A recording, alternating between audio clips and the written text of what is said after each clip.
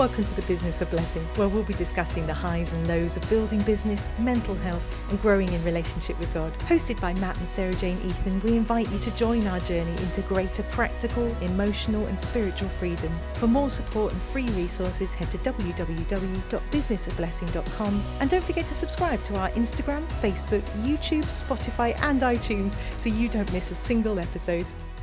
So this week we're going to talk about boundaries and what they mean in terms of our lives, in terms of our Christian lives, and it's been something that's super important for you and changed your life really over the last couple of years since you actually read this book. Well, yeah, it actually all started with this book called Boundaries. It was recommended to me by a friend. It's written by Dr. Henry Cloud and Dr. John Townsend, and they're two psychologists. And it was recommended to me by a friend who, after we'd sat and chatted through what was going on in my head, why I was having an emotional breakdown, which I really was. Whatever midlife crisis is, I was having mine. I just was not... Early midlife crisis. Yeah, it's very early. Very early. Oh, yeah, 21. So it's a very, very early midlife crisis. But, I just was not coping with life anymore. And in fact, I used to say to you, up until fairly recently, I used to say, I just don't think I'm cut out to live life. Yeah. I just don't think I can function like I know everyone that else. feeling. Yeah.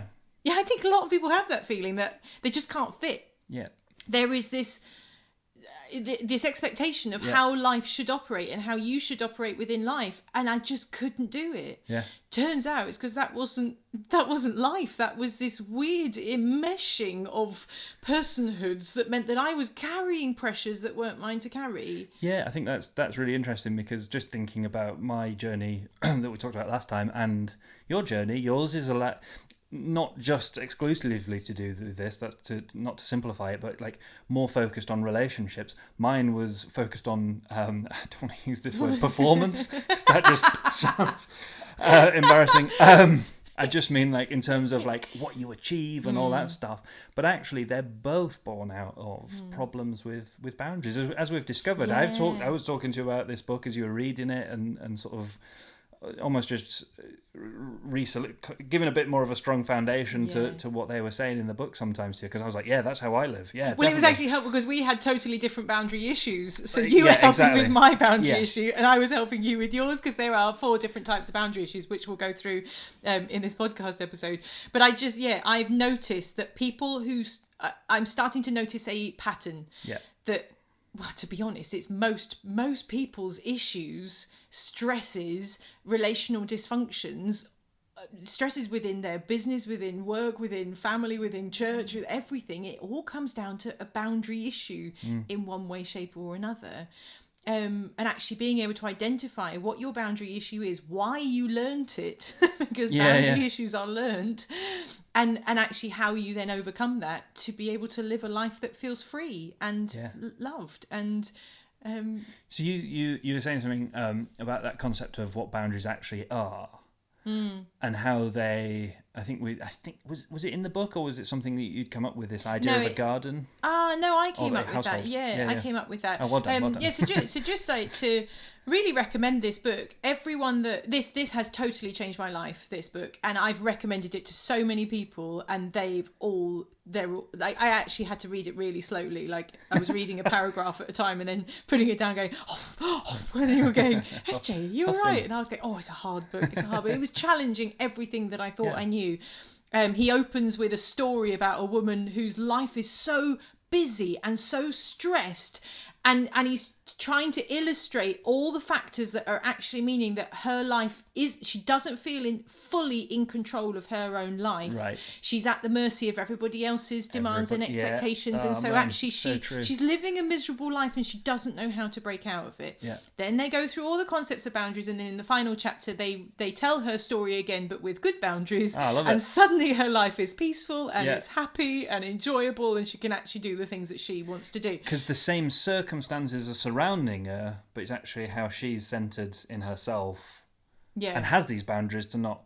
Yeah, and so they explain in the book the concept of boundaries. First of all, they explain it's basically the invisible line about where I end and you begin. Love that. Yeah, that's good. And so it defines me as a person and you as a person. The main concepts being responsibility and control. It's what I am responsible and what I'm in control of, and what you're responsible for and what you're in control of. Yep. And so I am not responsible for the things that you're responsible for. Getting your needs met, managing the challenges of life, dealing with your emotional issues. I'm not responsible for that. That's one of the burdens you have to carry. Yep. I'm dealing with my own, daily needs and emotional issues and getting my needs met. And so I'm only responsible for that. And then that crosses over into control. That if you feel responsible for somebody, you quite often start becoming controlling of them, because you feel that, well, for example, if you see them making a bad financial decision, but you feel that you are going to have to suffer the fallout of that bad financial decision, like you're going to have to bail them out, that's when you're going to start getting controlling, saying, don't make that decision, that's the worst decision you could ever make, and so you're controlling because you feel like you're actually responsible for the consequences of their decisions. You're protecting your future self, essentially, in that scenario. Yeah, and so to know, and I think this has been really eye-opening for me, because I definitely was feeling like that with people, but that's because I thought that's how I had to. That's what it meant to be a good Christian or a good friend. To bail them out no matter what they did. Yeah, it was totally your responsibility. Yeah, now, we're not talking about that being a kind or useful thing to do if it's in your capacity. No, we're not talking about that. We're talking about what Christianity often accidentally, I believe, preaches, which is you're basically responsible for everybody else's crap and you need to get on with fixing it like soon. It's like that constant stress. It's this running around trying to prop everybody up, trying to make sure everybody's okay, trying to make sure everyone's got everything they need, and you've just got this actually small minority. You've got this small minority of Christians who are burning out. And I was one of them, but not able to say so because they feel that that would be an unloving and unchristian thing to do. Sure. To go, do you know what? I've got enough challenges of my own. I can't be carrying yours too. And so that was blowing my mind that they were saying, that is a very unhealthy way to live and operate in the world. Is essentially called a rescuer. We're going to have to do a podcast episode on being a rescuer. Cool. Because I was definitely a rescuer, and I now spot them a mile off. And I was definitely I don't care about what anyone else does. which Let them drown. Which interestingly is actually a boundary issue. Yeah, and totally. It's to do, they actually explain this in the book. So we'll go on to the 4 boundary issues then. Great idea. So the first is you can't say no. They call that the compliant who feels guilty or controlled by others and can't set boundaries. And even me, who's like generally like quite abrasive and sort of flipping don't come across my fence line. Even there's many situations where I feel guilty. What's about saying no, and it's so interesting that actually, just to preface what you're about, carry on saying, is just this idea that I think there's a mix. There's things in areas that God can really speak to your life and free you, even if it's just a little bit. Like that's the less obvious bit for me, but it's still present and actually has really helped me. What scenarios do you struggle to say no in? Well, it was something a couple of days ago that you're asking. Well, you never asked me for the help in it at all, and I just felt like I had to, I'm your husband sort of thing. I have to help you with it, and that then binds me up into a specific set of actions and a specific path that can lead to all sorts of negative consequences, like frustration, agitation, anger, control again. When actually, one, you'd never even asked me for help. Yeah. You didn't need it. And that's also kind of belittling if you think about it. Like, I'm just basically saying, you need my help. I'm not saying that, but that's what can be communicated, essentially, but by accident again. And I think a lot of the problems that we sort of project are sort of accidental. But if that makes sense, it's like, I feel guilty for not helping you, essentially. I know it's not technically that just because you never actually asked me, but it's that sort of thing. It's not a major part of my life, but it's significant it's so interesting enough. Because you said that you struggle, you almost struggle to acknowledge people's needs and just block them out. But I think that you have these 2 tiers in your life where there are the people. I'm so confused. There are the people that are really precious to you. Yes. and you carry a lot of weight that you shouldn't be carrying for them, and you're so exhausted trying to keep that inner circle happy that everyone else, you're like, I haven't got time for you. Like, and so the second boundary issues can't say yes. And it says the non-responsive, they say, sets boundaries against the responsibility to love others. Wow. But they say here that actually those who have a critical spirit towards the needs of others is always a projection of their own hatred of their own need. They're projecting the hatred of their own needs onto others. And I think that was definitely you, and this has been a big part of your journey too. And I think this is what we were trying to describe, that we were learning totally different, we had totally different issues and learning different things. But it's essentially the same thing. We're both learning how to connect with our needs and communicate our needs. Like, it sounds really simple, but like, I don't think many people can do it. They definitely can't. I mean, the discomfort of feeling like I need to communicate my needs or whatever. And I'm a pretty communicative guy. It's not like I'm some guy who's like can't like talk or have his emotion. Do you know what I mean? That classic movie dad that's like just like locked up inside. I'm nowhere near that really. But the discomfort sometimes of just like it just feels like to get it out. You know, it's in there, and I think it's in a lot of people. Like, because it's difficult. Like, there's all sorts of vulnerability issues surrounding that. Like, it's your real self, right? Like I'm struggling with this, I need this, or at least I feel I need this, or whatever it is, I want this, I want that. You know, there's all this, it reflects your inner self, and actually people then start seeing the real you, I think. Yes. I think that's why it feels, why it feels uncomfortable. No idea, really. Well, I think this is the thing, I just think they all boil down to this same problem, which is an inability to love yourself. Wow. Because I was running around trying to prop up everyone else's emotional issues, trying to make sure I was being everything to everyone so that everyone was happy, no one was cross with me, nobody felt lonely. Do you know, I'm constantly in my mind, who haven't I texted, who's expecting a text, who's going to be lonely because I haven't texted them, who's going to be upset with me because I haven't texted them, like constant. I mean, it's exhausting. I mean, I'm nice and slim, but I think it's just because my brain is like constantly all the time. And so that was rooted in an inability to love myself first. Wow. And to know that I have needs too, and I have capacities, and if I stretch beyond those capacities, I'm going to burn out. And so knowing that I'm not a bad person for saying, I'm sorry, I can't meet your needs right now. Brilliant. What a phrase. Oh my goodness, like that was just life-changing for me. It sounds weirdly unbiblical to a lot. It really does. To a lot of Christians. But I think it's actually what God's saying, because I remember saying this to you constantly at the beginning. No, we are not responsible. We can't possibly be responsible for people's burdens, because that's why Jesus died and was resurrected, was because he is saying, I am taking responsibility for your burdens because you cannot do your own burdens well, let alone anyone else's. But I couldn't, because you were telling me that over and over again when I was trying to absorb this message, and I couldn't hear it because the message that kept going round and round in my head is, but we are called to be like Jesus. We are called to be like God. Yeah. We're called to be God to other people. Dangerous. I've heard that. Super dangerous. I've heard that. Yeah, and it makes sense unless you start thinking about it for 3 minutes. And that's the problem. Which means that I dangerous. need to... Well, what it communicates to me, and I didn't realise this until I consciously acknowledged what was going on in my psyche and why I was... couldn't stop. You know, being... drained by other people. It's subconsciously communicating that you need to be a limitless source of emotional support, of availability, of encouragement, of love, or like, and I. Which is the Almighty's job. Let's be real. Really is. Like, he's the one that is that limitless source, not us. Yeah. So actually, it's interesting. I feel like I'm going off on a tangent, but there's just this Bible story that really helped me with this, and it was Elijah and Elisha. And Elijah is about to go up to heaven, and he says to Elisha, "What can I give you before I go?" And Elisha says, "I want twice your blessing." And that was a bit of an eye-opening moment for me, that I realised I need to be aware of the people who are after God in me and the people who are just after me.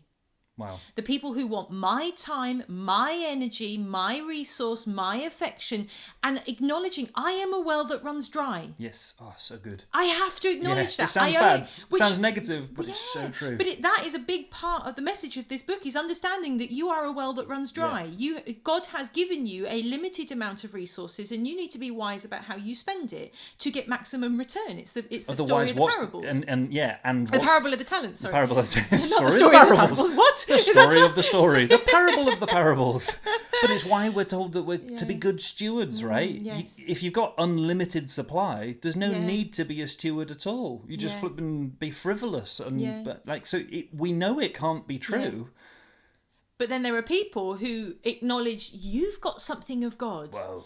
Something of a limitless supply, and I want to tap that into that. Tell me how I access that well that never runs dry. Love that. I can give and give and give if that's what you want, because that's a well that never runs dry, and that has changed all of my relationships. And so actually, over time, all of the people who are after me have disappeared because I've started frustrating them because I'm no longer available. I'm no longer this limitless source that is soothing all of their insecurities and propping up their own issues. Yeah. And so they've got frustrated with me and they've gone, that's actually been quite nice for me. And I've just been left with the people who want more of God and see God in me and go, I want some of that. Tell me how I get that. And that's an enjoyable conversation and a pleasant relationship to have. And a good relationship, right? Sorry, did we go away from the four? Yeah, well, no. What I was saying was that rooted in this lack of self-love, because I believe that acknowledging that you're a steward of your resources and knowing where your boundaries are is a very important form of self-love. Yeah. That for you, feeling overwhelmed and frustrated by other people's issues and needs was actually because you felt disdain for your own needs. You didn't know how to communicate your needs and to love who you are, the vulnerable you, not the you that has to be everything to everyone and be strong, holding everything. The strong one, the vulnerable you, the you that actually can't be it, and has needs of his own. And that's been a big part of your journey, as me constantly saying, what do you want? What do you need? Ask me for help. Sometimes I accuse you of being a terrible patient, because you're like suffering and I'm like, tell me what you need, I'll go get you a drink. And you're like, no, I can do it myself. No, you can't even get out of bed. Like, ask me to go and get you something. And that's been a huge thing for you, to actually ask me for help or ask me for things. Was a big hurdle. It's so hilarious. I think of my own psyche, just think of all those hilarious things that I do. So I never take paracetamol because I'm like, it doesn't do anything. It's pointless. It doesn't help anything. So what's the point in taking it? So I'd rather not take the risk of it maybe helping. Yeah. Because I'm just like, no, it doesn't work. I can't rely on anything is what I'm saying in my head. Just these tiny little nods. I know that's a funny thing to laugh at. Or just laugh with me about. I love it. But it kind of belies this, that, there's so many things in all of us that are natural. I don't want to say knee-jerks, because that's not a knee-jerk reaction, but that sort of innate reaction to things in us that we sort of take for granted. Like, it's just who we are. But actually, when you think about it and put it into that perspective, even my paracetamol quirk is But I think that's important, because you will always see little indications of the internal issue, right? Yes. Yeah. In little areas like that. Yeah. So anyway, we've only done the first two boundary issues. Oh my goodness, how long is this podcast already? 20 minutes in. Oh gosh. Right, here we go. So these are the second boundary issues: is you can't hear no. Wow. And that is a controller. So they are aggressive and manipulative and violate other people's boundaries for their own ends usually. So you don't know how to and I feel like other people the world is generally centered around rejecting those ones because I think they're a bit more obvious. Maybe they're not, but I don't know. I might be talking rubbish. The interesting thing is that I suspect, they didn't say this in the book, that everybody has areas in their life where they struggle to hear somebody say no. Yeah. And it's not always because you're like, some selfish, ambitious, I just want to get ahead. Yeah. Sometimes it's because you're carrying burdens that you were never supposed to be carrying. So let me give you an example that I might be... Well, actually, he gives examples in the book. That would be a good one, of somebody who's organising a church event and other people aren't helping enough. Sure. So they start becoming controlling and start manipulating and like putting a little bit of pressure on, a bit of emotional blackmail just to try and get... Because it needs to happen. Because it needs to happen. So they're under pressure themselves from themselves. Why does it have to happen? Yeah. You know, if you don't have the manpower, maybe you need to scale down the plans. Yeah, you know, like it's this...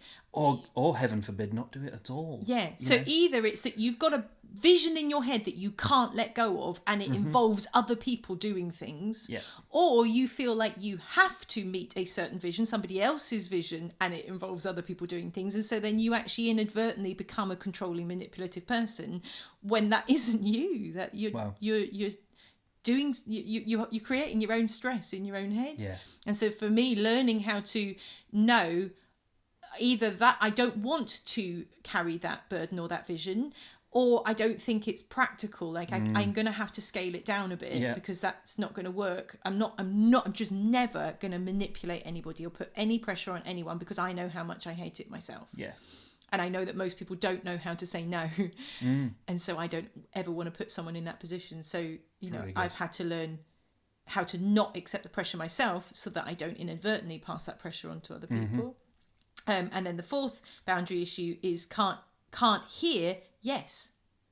And these are the avoidant, and they set boundaries against receiving care from others. Wow. So these are the people who you're like, you can see that they're struggling and you're saying, let me help you. Nope, I can do it. You know, I'm you know, and it's this chronic need to be self-sufficient.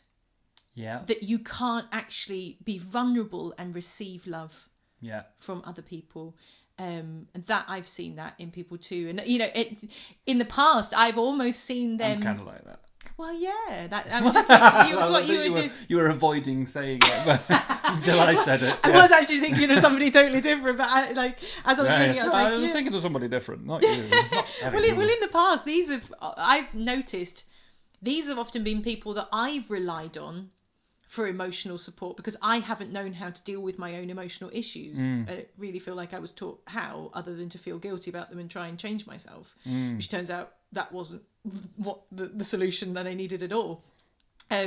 So as I've relied on people, there's been these people who are just always available, and it's because they almost feed off looking after other people, and it's to cover for the fact that they can't receive love themselves. And so they become rescuers, they become the helpers of everyone, and actually constantly feel like they're either unaware of their own needs or they're constantly drowning under their own needs, and sometimes feeling bitter, like, why is nobody helping me? Well, it's because you're resistant. I remember I had a friend once, and she said, nobody will hug me. Do you know, I'm so alone. And so I immediately reached over and hugged her and said, no, you're loved, like people love. She was stiff as a stick, like she would. She noped out of there, did she? Yeah, and I just thought, this is really common psychology, that you're blaming everybody else for not meeting your emotional needs, but you are not emotionally receptive to the affection that's coming to you, and that's why you feel neglected. That's why you feel like nobody's loving you, no one's there for you.